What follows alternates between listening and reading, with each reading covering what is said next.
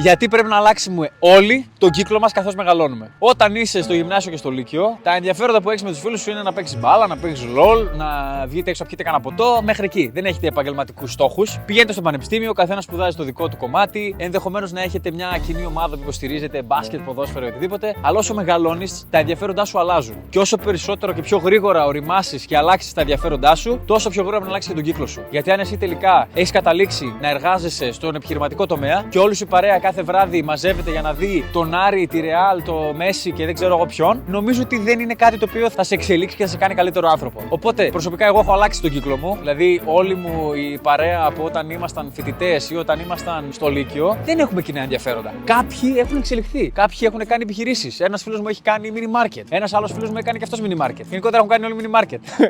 Όχι, εντάξει, πλάκα κάνω. Άλλοι είναι κομμωτές, άλλοι ασχολούνται με την εστίαση. Αλλά εκεί μπορεί να έχει κοινά ενδιαφέροντα. Αλλά όταν ο άλλος κάθε Κυριακή περιμένει